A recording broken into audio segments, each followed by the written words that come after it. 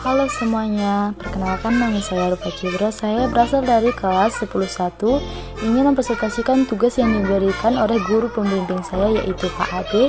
Dengan mata pelajaran yang dibawakan adalah IPS Ekonomi yang bertema kebutuhan manusia.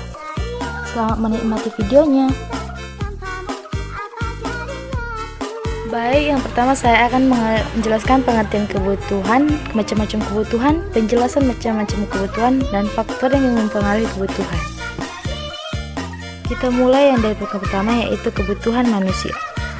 Kebutuhan adalah suatu keinginan terhadap suatu barang atau jasa yang menuntut adanya pemenuhan. Apabila tidak terpenuhi, maka akan mempengaruhi kehidupan. Perlu kita ingat agar semua kebutuhan bisa terpenuhi, kita harus menyusun skala prioritas.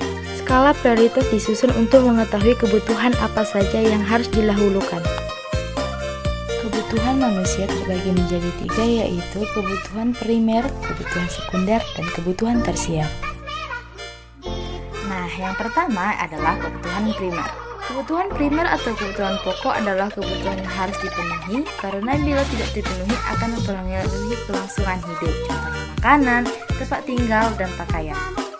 Dan yang kedua adalah kebutuhan sekunder atau tambahan. Kebutuhan sekunder atau kebutuhan tambahan adalah kebutuhan yang dipenuhi setelah kebutuhan primer terpenuhi, contohnya handphone, kendaraan bermotor, dan lain sebagainya.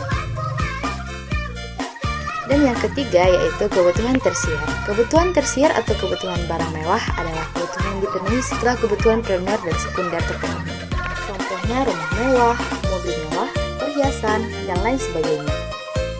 Dan pembahasan yang terakhir adalah faktor-faktor yang mempengaruhi kebutuhan manusia, yaitu jenis kelamin, tingkat pendidikan, lingkungan tempat tinggal, kemajuan ilmu pengetahuan dan teknologi, tingkat pendapatan, status sosial, dan perbedaan selera.